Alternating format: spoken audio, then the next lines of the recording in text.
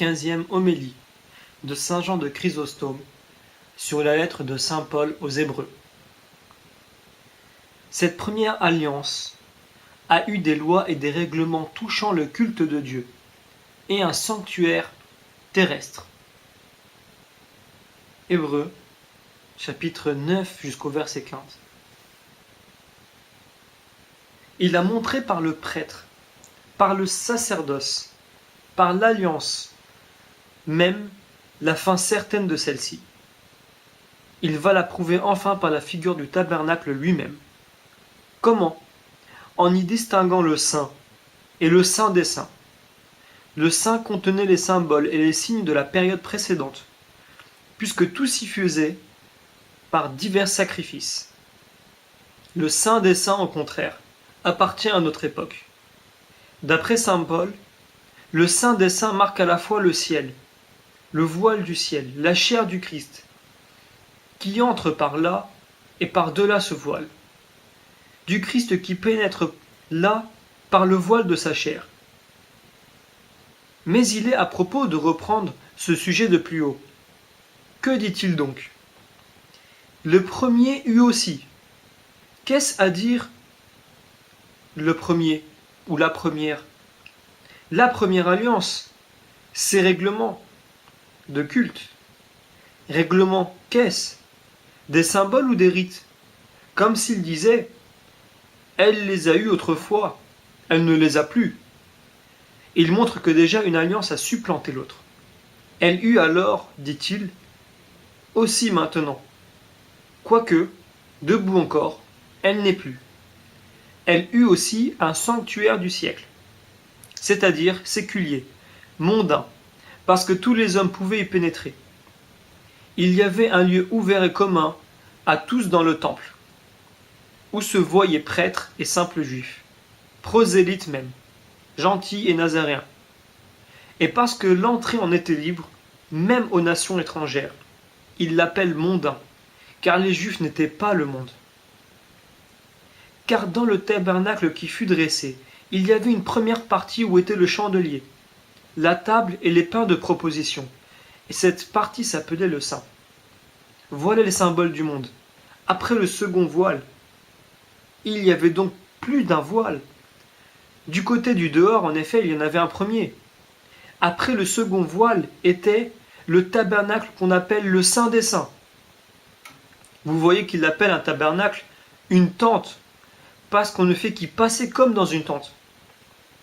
Où il y avait, dit-il, un encensoir d'or, et l'arche de l'alliance toute couverte d'or, dans laquelle était une urne pleine de manne, la verge d'Aaron, qui avait fleuri, et les tables de la loi.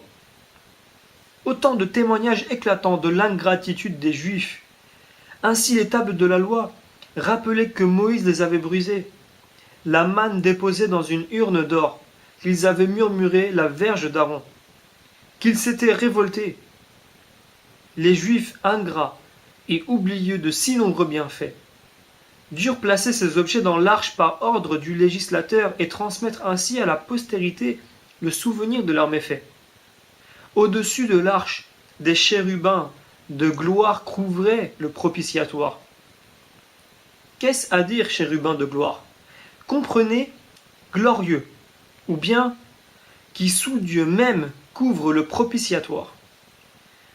Saint Paul devait ainsi faire ressortir et exalter ces détails, pour montrer que ce qui va suivre est plus grand encore. Mais ce n'est pas ici le lieu d'étudier une à une toutes ces choses. Ceci nous fait comprendre qu'il y avait là non seulement ce qu'on voyait, mais encore du mystère. De toutes ces choses, dit-il, nous ne devons pas parler en détail, peut-être parce qu'elles exigeaient un long discours.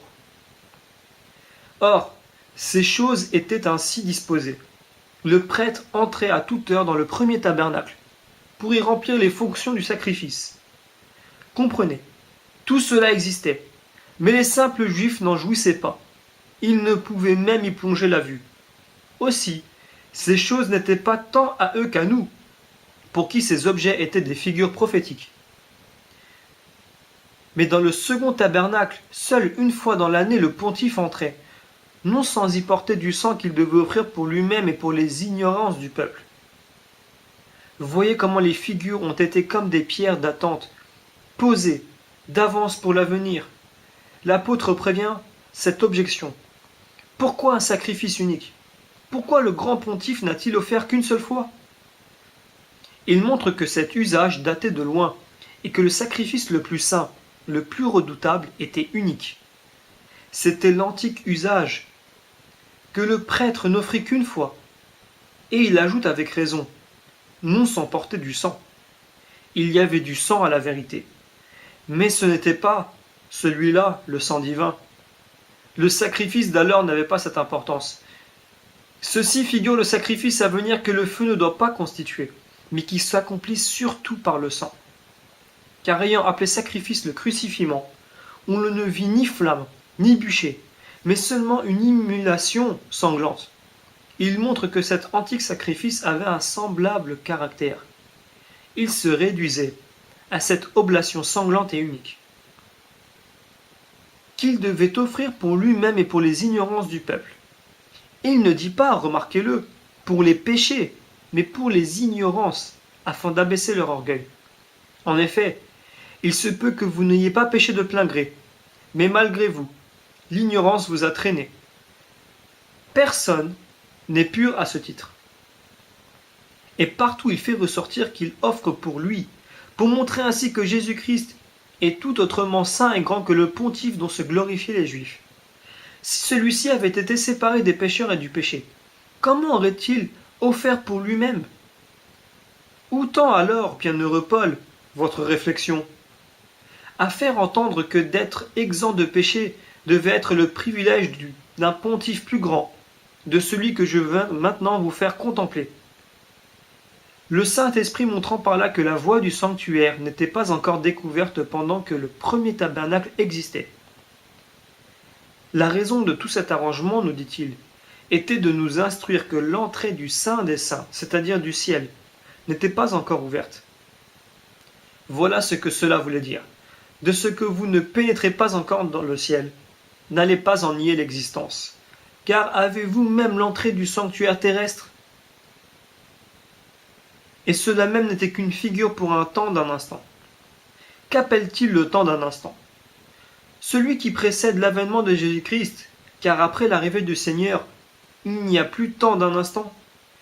Comment y aurait-il, puisqu'il est la consommation et la fin des temps? C'est donc une image. Autrement dit, c'est une figure pour un temps d'un instant, pendant lequel on offrait des dons et des victimes qui ne pouvaient rendre parfaits selon la conscience les serviteurs de Dieu. Vous voyez ici la claire explication des paroles qu'il a précédemment écrites. La loi n'a rien mené à perfection. Et encore, si la première alliance avait été sans reproche, selon la conscience, qu'est-ce à dire? C'est que les sacrifices d'alors ne détruisaient pas les souillures de l'âme, mais ils n'atteignaient que le corps, selon la loi d'un précepte charnel. Hébreux chapitre 7 verset 16. Ils ne pouvaient remettre l'adultère, le meurtre, le sacrilège. Lisez plutôt ces règlements. Mangez ou ne mangez pas de telle ou telle chose. Autant d'objets indifférents. Ce culte ne consistait qu'en viande et des breuvages et en diverses ablutions. Buvez ceci, dit-il. Bien qu'il n'y eût dans la loi aucune prescription sur le boire, mais son but est de montrer la grossièreté de cette prescription. En diverses prescriptions charnelles, imposées jusqu'à une époque d'amendement. En effet, c'était une justice purement charnelle. L'apôtre renverse ces sacrifices qu'il montre avoir été sans vertu aucune, et imposés jusqu'à une époque d'amendement, c'est-à-dire pour attendre le temps qui devait amender et corriger toutes choses. Mais Jésus-Christ s'étant présenté comme pontife des biens futurs, est entré pour un tabernacle plus grand et plus parfait, qui n'a point été fait de main d'homme. Il désigne sa chair, et il a raison d'appeler ce tabernacle plus grand et plus parfait, puisque le Dieu Verbe, ainsi que toute la vertu de l'Esprit, habite en lui. Car Dieu ne lui donne pas son esprit avec épargne et mesure, ou bien encore, il est plus parfait, en ce sens que le blâme ne tomba jamais sur cette sainte humanité et qu'elle accomplit largement les plus hautes vertus. Tabernacle qui n'est point de cette création. Et c'est en ce sens qu'il est plus grand que l'ancien. Il n'aurait pas été conçu de l'esprit si un homme l'avait construit. Il n'est pas non plus de cette création, en ce sens qu'il n'est pas composé de ces éléments créés que nous voyons, mais tout spirituel, en effet. C'est l'Esprit Saint même qui l'a construit. Voyez-vous comme ce corps sacré est appelé par l'apôtre tabernacle voilé, par un tabernacle plus grand et plus parfait, et plus bas, par le voile, c'est-à-dire par sa chair, et encore, jusqu'au dedans du voile, et ailleurs, entrant dans le Saint des Saints, pour paraître devant la face de Dieu. Hébreux chapitre 6, verset 19. Pourquoi ce langage de l'apôtre? Pour nous apprendre qu'une même expression peut avoir deux sens, un sens littéral et un sens allégorique. Ainsi le ciel est un voile, parce qu'il cache le Saint. Il en est de même de la chair de Jésus, qui nous dérobe sa divinité. Et cette chair, qui possède la divinité, est en même temps un tabernacle. Le ciel est encore un tabernacle, puisque le pontife y réside. Or, Jésus-Christ, dit-il, s'étant présenté comme le pontife.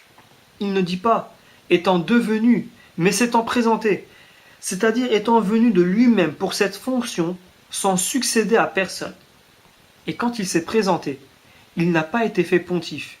Il est venu avec le pontificat, et il ne dit pas qu'il soit venu comme pontife des sacrifices, mais comme pontife des biens futurs.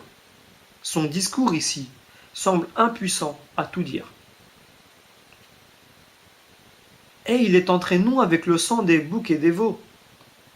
Tout est changé, mais c'est avec son propre sang qu'il a pénétré une fois dans le sanctuaire. C'est le ciel qu'il nomme ainsi, ayant trouvé ainsi pour nous une rédemption éternelle. Ce mot trouvé exprime un de ces mystères profonds inattendus. On demande comment, par une seule entrée, il a trouvé une rédemption éternelle. L'apôtre poursuit et nous donne les motifs de croire à ce mystère. Car si le sang des boucs et des taureaux et l'aspersion de l'eau mêlée avec la cendre d'une génisse sanctifient ceux qui ont été souillés, en leur donnant une pureté extérieure et charnelle, combien plus le sang de Jésus-Christ, qui par le Saint-Esprit s'est offert lui-même à Dieu comme une victime sans tache, purifiera-t-il notre conscience des œuvres mortes, pour nous faire rendre un vrai culte au Dieu vivant? Car, dit-il, si le sang du taureau peut purifier la chair, bien plus le sang de Jésus-Christ purifiera-t-il les souillures de l'âme? Et quand vous entendrez dire « sanctifie », n'allez pas croire à un effet merveilleux. L'apôtre prévient votre erreur en remarquant et démontrant quelle différence existe entre les deux sanctifications, et comment l'une est sublime, l'autre grossière. Et il est bien juste, selon lui, qu'il en soit ainsi, puisque d'un côté est le sang du taureau, et de l'autre le sang de Jésus-Christ. Et il ne se contente pas d'une différence de nom, il établit aussi la manière d'offrir. Lui, dit-il, s'est offert à Dieu par le Saint-Esprit comme une victime sans tache. Victime sans tache signifie pure de tout péché. Et l'expression par le Saint-Esprit veut dire, non par le feu, ni par tout autre intermédiaire. Ce sang, dit-il, purifiera notre conscience des œuvres mortes. Œuvre morte est une locution très juste, car chez les Juifs, si quelqu'un touchait un mort, il devenait impur. Et chez nous, toucher une œuvre morte, c'est souiller sa conscience. Pour nous faire rendre un vrai culte au Dieu vivant et véritable, ajoute-t-il. Il montre ici qu'il est impossible que celui qui a des œuvres mortes serve un Dieu vivant et véritable. Réflexion très vraie, et qui nous montre le caractère des offrandes que nous devons faire à Dieu. Oui, celles que nous présentons sont vivantes et véritables. Celles qui viennent des Juifs sont mortes et fausses. Tout cela est conséquent.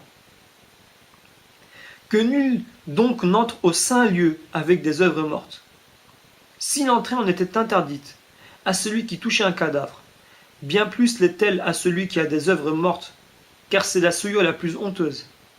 Or, j'appelle œuvres mortes toutes celles qui n'ont point la vie, qui déjà exhalent une odeur infecte. De même en effet qu'un cadavre, loin de flatter nos sens, incommode quiconque s'en approche, ainsi le péché frappe et atteint notre intelligence même, enlève à notre âme tout son repos, y jette le trouble et le bouleversement. On dit que la peste a la malheureuse vertu de corrompre les corps. Tel est aussi le péché. Peste affreuse et trop vraie. Il ne corrompt pas l'air d'abord, et les corps ensuite. Mais il attaque aussitôt l'âme elle-même. Ne voyez-vous pas comme les victimes de la peste souffrent, s'agitent, se roulent, sont brûlées, vivent, exhalent une odeur repoussante, offrent un aspect révoltant, sont immondes, enfin dans tout leur être?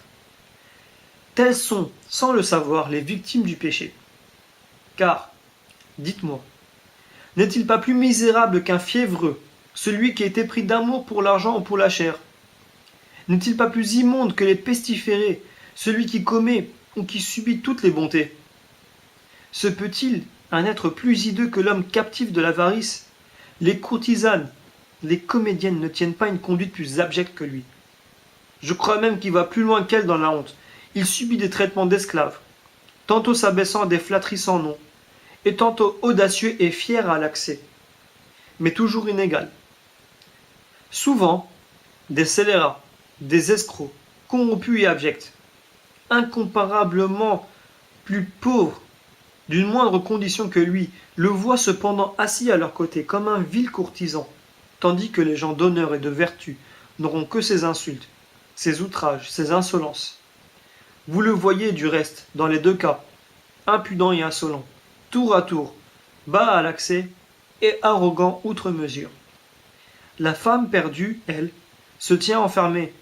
Son crime est de trafiquer de son corps à prix d'argent. Mais elle a une certaine excuse dans la pauvreté et la faim. Bien que cette excuse soit insuffisante puisqu'elle pourrait se nourrir en travaillant. L'avare, au contraire, ne reste point chez lui.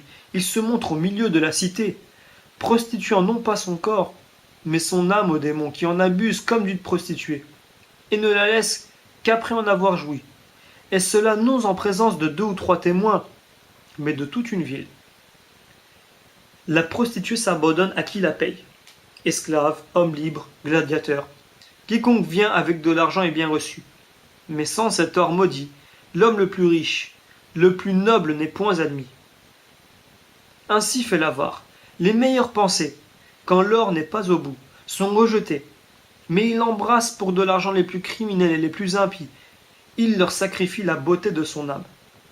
La fille de joie est par nature laide, noire, grossière, épaisse, sans grâce ni beauté, hideuse. Ainsi devient l'âme cupide, dont la laideur ne pourrait se cacher, même sous une couche et un enduit de fard. Une fois parvenu à cette laideur extrême, quelque moyen qu'il imagine, il ne peut la couvrir.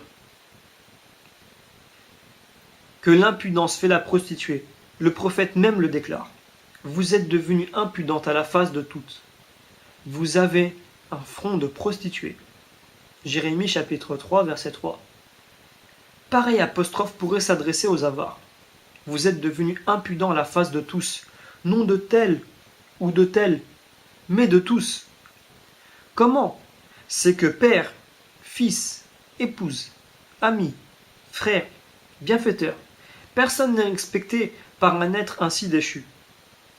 Et que parlé-je d'amis, de frères ou de pères? Il ne respecte plus Dieu lui-même.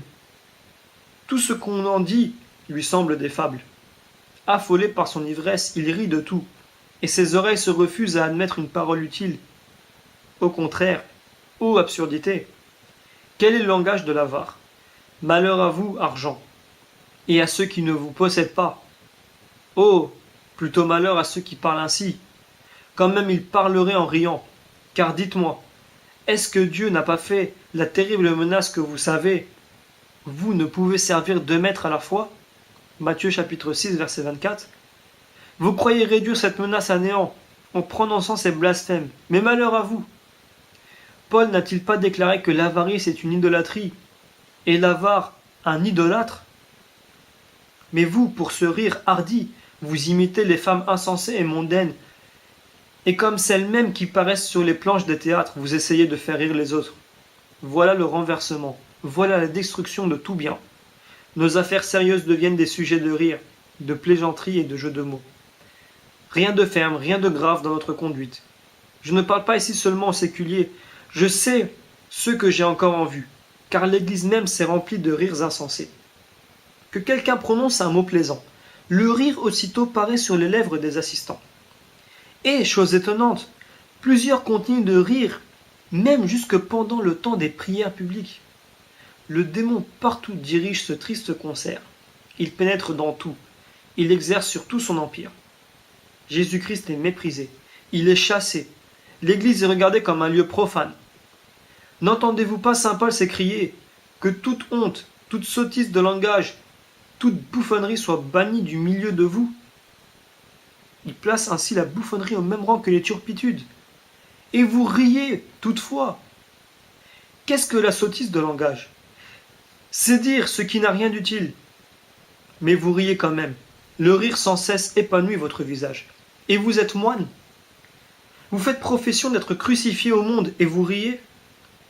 Votre état est de pleurer et vous riez? Vous qui riez, dites-moi, où avez-vous vu que Jésus-Christ vous ait donné l'exemple? Nulle part, mais souvent vous l'avez vu affligé. En effet, à la vue de Jérusalem, il pleura à la pensée du traître, il se troubla, sur le point de ressusciter Lazare, il versa des larmes. Et vous riez? Si ceux qui ne savent pas gémir sur les péchés d'autrui sont dignes de blâme, quel pardon mérite celui qui, loin d'être affligé de cette faute personnelle, ne sait que rire? Voici le temps du deuil et de l'affliction, le moment de châtier votre corps et de le réduire en servitude, l'heure des sueurs et des combats. Et vous riez? Et vous ne remarquez pas comme Sarah fut surprise pour ce fait, fut reprise pour ce fait. Et vous n'entendez pas cet anathème de Jésus-Christ. Malheur à ceux qui rient, parce qu'ils pleureront. Luc chapitre 5, verset 25. Voilà pourtant ce que chaque jour vous répétez dans les saints cantiques. Car enfin, quelle parole exprimez-vous alors, dites-moi? Dites-vous avec le prophète, j'ai ri? Non. Mais que dites-vous? Je me suis fatigué à gémir. Mais peut-être il en est ici de tellement dissipés, tellement efféminés, que nos reproches les font rire encore. Par cela seul que nous parlons de rire. Car le caractère de ce défaut, c'est la folie et l'hébétement d'esprit. Il ne comprend pas, il ne sent pas le reproche. Le prêtre de Dieu est debout, offrant la prière universelle, et vous riez sans pudeur aucune. Lui, tout tremblant, offre pour vous des prières. Vous, vous n'avez que du mépris. N'entendez-vous donc pas cette parole de l'Écriture, malheur aux moqueurs? Vous ne tremblez pas, vous ne rentrez pas en vous-même. Quand vous entrez dans un palais, votre allure, votre regard, votre démarche, tout votre extérieur, enfin, c'est s'ennoblir et se composer. Mais ici, où est le palais véritable, où tout est l'image du ciel, vous riez? Et pourtant, il a une assistance invisible à vos yeux. Je le sais, mais réelle. Entendez-le. C'est celle des anges partout présents, mais qui, surtout dans la maison de Dieu, font cortège au souverain roi. Tout est rempli de ces puissances spirituelles. Mon discours s'adresse aussi aux femmes. En présence de leur mari, elles n'osent pas sitôt se permettre un tel excès. Quand elles rient alors, ce n'est pas constamment, mais à l'heure d'une honnête et nécessaire récréation. Mais ici, c'est toujours. Quoi donc, ô femmes? Vous mettez un voile sur votre tête dès que vous prenez place à l'église et vous riez? Vous y êtes entrés avec la résolution de confesser vos péchés, de vous prosterner devant Dieu, de prier et de supplier pour les fautes que vous avez eu le malheur de commettre. Et dans l'accomplissement de ces devoirs, vous riez? Comment donc pourrez-vous apaiser votre juge? Mais, dites-vous, le rire est-il donc un péché? Non, le rire n'est pas un péché. Mais ce qui est un péché, c'est l'excès, c'est de prendre mal son temps. Le rire nous est naturel. Quand, par exemple, nous revoyons un ami après un long temps d'absence, ou quand, rencontrant des personnes frappées de vaine terreur, nous voulons les rassurer et les recréer. Rions alors, mais jamais jusqu'aux éclats, mais point constamment. Notre cœur a besoin de cet épanouissement pour se détendre quelquefois, mais non pour se dissiper. Les désirs de la chair sont naturels, aussi, et toutefois il n'est pas nécessaire, absolument d'y obéir, et moins encore d'en user avec excès. Nous devons les dominer. Loin de dire « c'est naturel, jouissons ». Servez Dieu avec larmes pour pouvoir laver vos péchés. Je sais que plusieurs se moquent de nous et répètent Les larmes, c'est leur premier mot. C'est toujours le temps des larmes. Je sais quelles sont les maximes des hommes sensuels. Mangeons et buvons, car demain nous mourrons. 1 Corinthiens chapitre 15 verset 32. Mais rappelez-vous de cet oracle. Vanité des vanités, et tout est vanité. Ecclésiaste chapitre 1 verset 2. Ce n'est pas moi qui parle ici, c'est celui-là même qui goûta de tout plaisir. C'est lui qui dit: je me suis bâti des maisons royales, j'ai planté pour moi des vignes, je me suis créé des viviers et des bains. J'ai eu des serviteurs et des servantes pour me verser à boire. Ecclésiaste chapitre 2 versets 4 et 5. Et après cette énumération, que dit-il?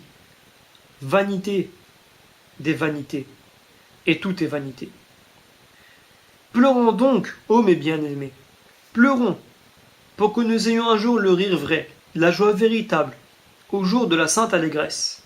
Car l'allégresse d'ici-bas est nécessairement mêlée de tristesse, et l'on ne peut la trouver franche et pure. Mais l'autre sera sincère, exempte de mensonges et de déceptions, à l'abri de tout piège, sans mélange enfin.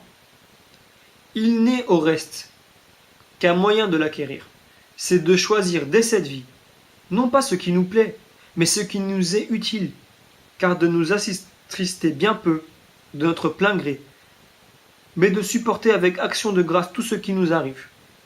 Ainsi, pourrons-nous gagner le royaume des cieux, par la grâce et la bonté de notre Seigneur Jésus-Christ. Amen.